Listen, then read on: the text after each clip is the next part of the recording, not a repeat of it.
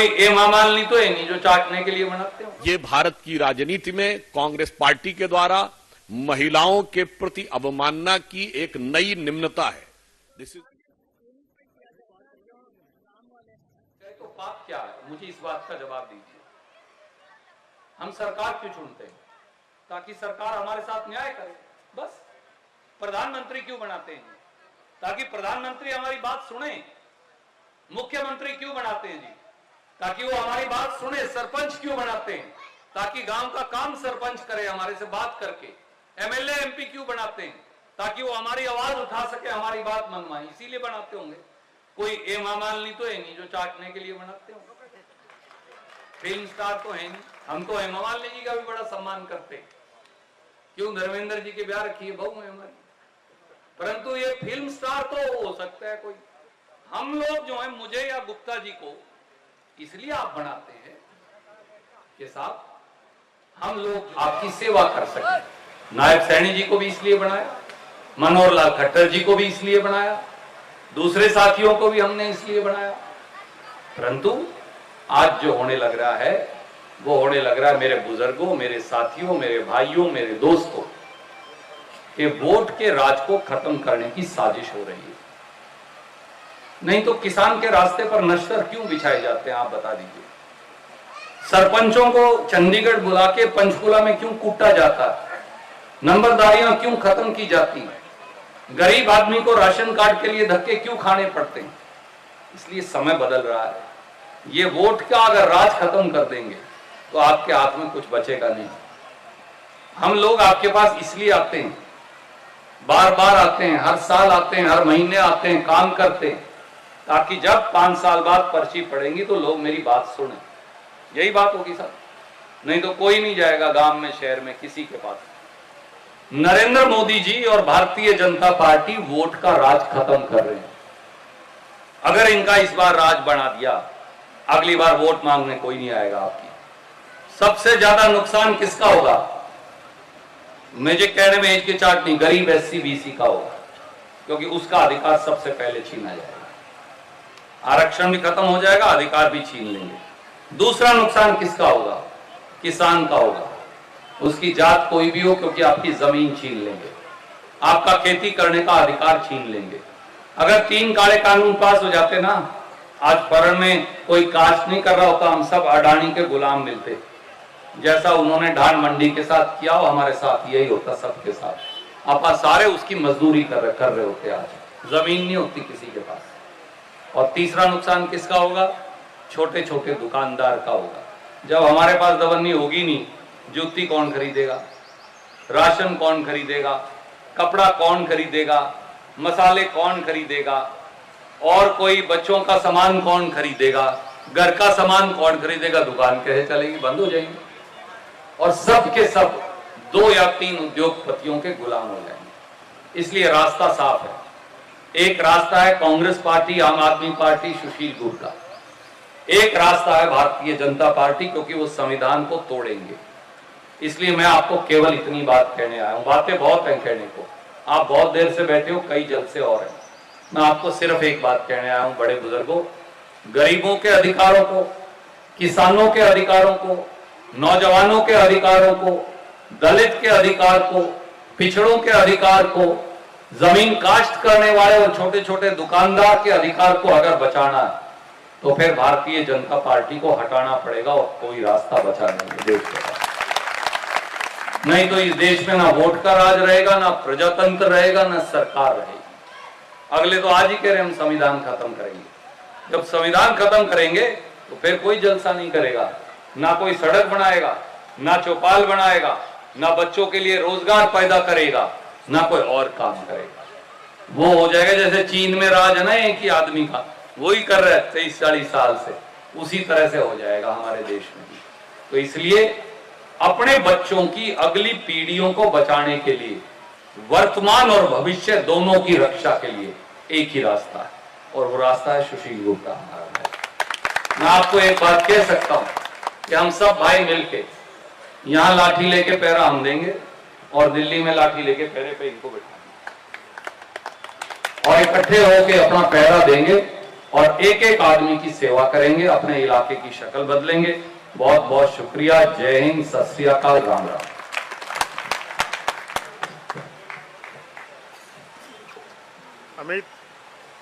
अमित अगर इसमें बैठे प्रार्थना शर्मा जी जो पीछे है स्टेज पर, सोनू सब आगे बैठे, विजय दीपक सारे उठ आगे बैठे, भाई साहब तो पीछे टेलीग्राम सारे जोगिंदर पीछे बैठा तो सब आगे चल रहा है तो प्रहलाद गेड़ा काट के बैठ आ गया। आपने कांग्रेस के वरिष्ठ नेता रणदीप सुरजेवाला जी का भी वह बयान सुना होगा, जिसमें वो हमारी पार्टी की वरिष्ठ सांसद हेमा मालिनी जी के लिए किस प्रकार के आपत्तिजनक, अशोभनीय और अभद्र शब्द का प्रयोग कर रहे हैं, जिसे किसी औपचारिक मंच से बोलना भी संभव नहीं है। ये भारत की राजनीति में कांग्रेस पार्टी के द्वारा महिलाओं के प्रति अवमानना की एक नई निम्नता है। This is a new low to disrespect and demean the dignity of women in the Indian politics by the Congress party। एक तरफ हमारे प्रधानमंत्री श्री नरेंद्र मोदी जी हैं, जिन्होंने महिला सम्मान को किस ऊंचाई तक पहुंचाया है कि भारत यदि चांद के अछूते कोने दक्षिणी ध्रुव को छूने वाला दुनिया का पहला देश बना, तो प्रधानमंत्री जी ने उस पॉइंट का नाम पॉइंट शिव शक्ति रखा। और आपको ध्यान हो, ये कहते समय उन्होंने कहा भी था कि इस अभियान में जो महिला वैज्ञानिकों ने योगदान दिया है, इसलिए हम शिव और शक्ति दोनों की आराधना कर रहे हैं। वो इस ऊंचाई तक ले जाते हैं महिलाओं के सम्मान को, और कांग्रेस इस निम्नता तक ली जाती है जिसे प्रेस कॉन्फ्रेंस में औपचारिक रूप से बोलना भी उचित नहीं होता है। हमारी शब्दावली है नारी शक्ति वंदन अधिनियम, हमने महिला आरक्षण बिल नहीं कहा, और उनकी शब्दावली है ये। और मैं ये भी कहना चाहता हूं कि इसमें विषय सिर्फ रणदीप सुरजेवाला जी का नहीं है, यह विषय कांग्रेस पार्टी की एक व्यवस्थित और कुत्सित मानसिकता का है, महिलाओं के प्रति एक व्यवस्थित और कुत्सित मानसिकता का है। This is not just a मियर and isolated statement by a Congress leader, but A structured and well thought of dastardly mindset of the Congress party regarding the dignity of the woman। मात्र कुछ दिन पहले की तो बात है, जब कांग्रेस के सोशल मीडिया की जो चीफ हैं, उनके ऑफिशियल ट्विटर हैंडल से, यानी कांग्रेस के औपचारिक ट्विटर हैंडल से किस प्रकार का अभद्र शब्द, और जिसने मंडी की पवित्र भूमि के बारे में इस ढंग का भाव लिखा, वो आया। और मजे की बात है, आज तक कोई कांग्रेस उसे खोज नहीं पाया। तमाम चीजें खोज खोज के भाषण दे रहे हैं, आज तक नहीं पता लगा पाए कि उनके यहां से ट्वीट किसने किया था। आपने देखा था अभी कुछ दिन पहले राहुल गांधी जी ने ऐश्वर्या राय बच्चन जी के लिए किस प्रकार के शब्दों का प्रयोग किया था। यहां मैं यह भी कहना चाहता हूं कि कांग्रेस को यह भी ध्यान रखना चाहिए कि हेमा मालिनी जी आयु में श्रीमती सोनिया गांधी जी के आयु वर्ग के समकक्ष है। क्या अपने से इतनी बड़ी महिला के लिए ऐसे शब्द का प्रयोग करना उचित है? हेमा मालिनी जी स्वतंत्र भारत के बाद के समय में जो सेल्फ मेड महिलाएं हैं, यानी आत्मनिर्भरता के द्वारा, अपने प्रयास के द्वारा स्थापित होकर राष्ट्रीय स्तर पर एक पहचान बनाने वाली महिलाओं की जो एक शक्ति है, वो उसकी प्रतीक है। वो किसी अनुकंपा से बनी हुई, प्राप्त की हुई क्षमता की प्रतीक नहीं, अपनी क्षमता से महिला क्या स्थान बना सकती है उसके प्रतीक है। और हमारी पार्टी में निरंतर उसी महिला शक्ति को आगे बढ़ाने का प्रयास किया जाता है। परंतु कांग्रेस पार्टी के लिए मैं याद दिलाना चाहता हूं, कितनी बातें कही जाएं। राहुल गांधी जी ने, आपको यदि याद हो, 10 अक्टूबर 2017 को कहा था कि आरएसएस की शाखाओं में छोटे छोटे कपड़े पहन के महिलाओं को कभी देखा है क्या? ये छोटे कपड़े शब्द का क्या तात्पर्य था? राहुल गांधी जी का बड़ा प्रसिद्ध बयान है, आप याद करिए, कि लोग मंदिर जाते हैं छेड़खानी करने के लिए, यानी सनातन धर्म, हिंदू धर्म के पवित्र स्थान को के साथ महिलाओं के अपमान की बात को जोड़ने का प्रयास करना। अभी हाल ही में आपने संदेश खाली के बारे में तो देख ही चुके हैं। यहां तक कि दिग्विजय सिंह जी का वो बड़ा प्रसिद्ध और कुख्यात बयान आपको ध्यान होगा, जो वो अपनी ही पार्टी की एक महिला पदाधिकारी के बारे में उन्होंने कैसा आपत्तिजनक बयान किया था। अभी पिछले वर्ष की तो बात है। कांग्रेस के वरिष्ठ नेता राजस्थान में शांति धारीवाल जी जो ये कहते हैं, जब ये बात आई कि एनसीआरबी के डाटा के हिसाब से राजस्थान में सर्वाधिक रेप होते हैं, तो कहते हैं कि इसलिए होते हैं कि राजस्थान मर्दों वाला प्रदेश है।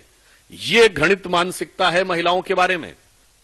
याद करिए, शशि थरूर जी ने 19 नवंबर 2017 को जब मिस वर्ल्ड का खिताब मानुषी छिल्लर को मिला था, तो यह मजाक उड़ाया था कि चलिए इस समय हमारे चिल्लर को भी मिस वर्ल्ड का खिताब मिलने लगा। ये अपनी क्षमता योग्यता से वैश्विक स्तर पर स्थान बनाई हुई एक युवा महिला के बारे में उनकी टिप्पणी थी। आप उनसे पूछिए ना, because we are very popular, we are famous and so target उन्हीं पर किया जाता है जो नाम वाले हैं ना, जो नाम नहीं है किसी के, उसको टारगेट करके फायदा गया उनका। लेकिन कांग्रेस पार्टी ऐसे नेताओं को कभी बोलती नहीं है, उनके ऊपर कोई एक्शन नहीं होता। आपको लगता है कि कांग्रेस पार्टी के बड़े नेताओं का सपोर्ट होता है इंसल्ट कराने में? I have no idea about it and then I think उन लोगों को हमारे प्रधानमंत्री जी से सीखना चाहिए और महिलाओं का कितना सम्मान करना चाहिए। कैसे सम्मान वो करते हैं, ऐसा वो लोग भी करें, अच्छा रहेगा। रणदीप सुरजेवाला ने कहा है कि उनके ट्वीट को जानबूझकर बीजेपी तोड़ मरोड़ कर अपनी तरीके से पेश कर रही हो, वो सफाई दे रहे हैं आपके ऊपर जो बयान दिया। मैं यहाँ पे नामांकन करने आई हूँ, मैं किसी और ने क्या कहा उसके बारे में बात करने के लिए नहीं हूँ यहाँ पे। मैं एक अच्छा काम करने के लिए आई हूँ। आप बार बार उन चीजों का मत पूछिए कि उन्होंने ये कहा वो कहा। I am not interested in that. I come to sign my nomination. I am very happy about it. I am for Mathura. I have come here and I am going to do my best for Mathura. That is the reason I am again third time I am standing for this election. And I am very thankful to my Prime Minister who has given this opportunity for me, and Amit Shah ji and our party President Nadda ji for giving this opportunity for the third time. So I am grateful to him.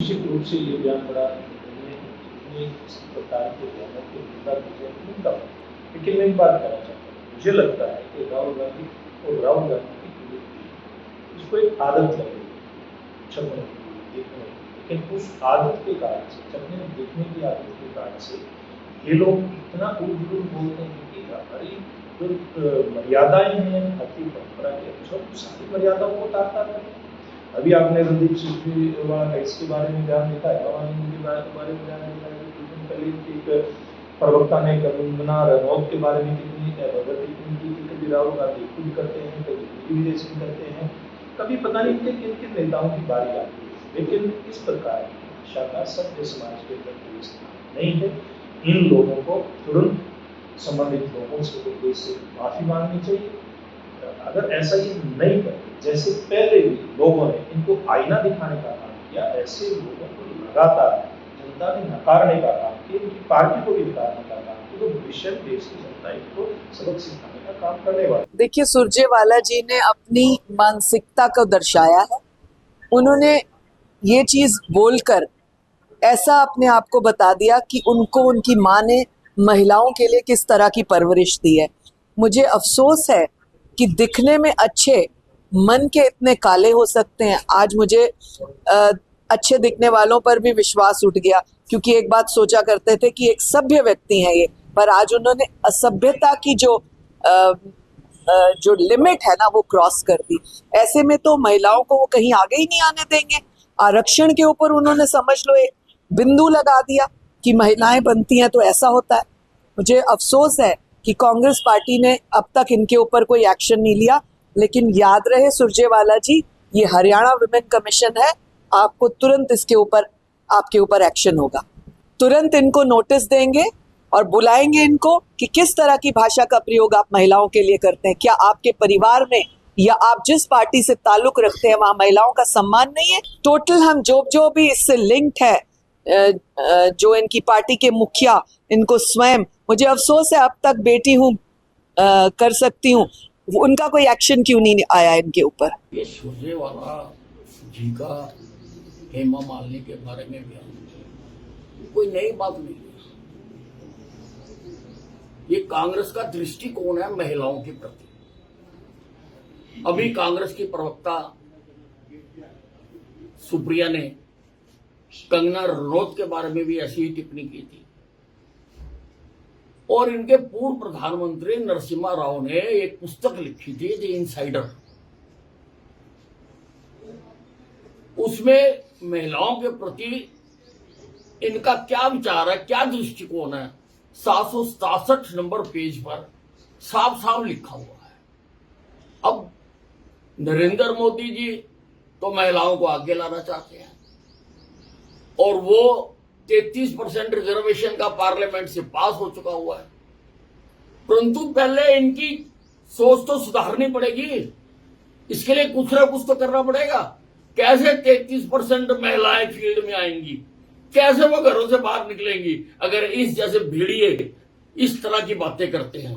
और सुरजेवाला जी को मैं बता दूं कि इनकी क्या विचारधारा है, क्या इनकी सोच है। इनके पिताजी की एक वीडियो वायरल हुई थी, वो निकाल के देख लो, इनकी सोच पता लग जाएगी।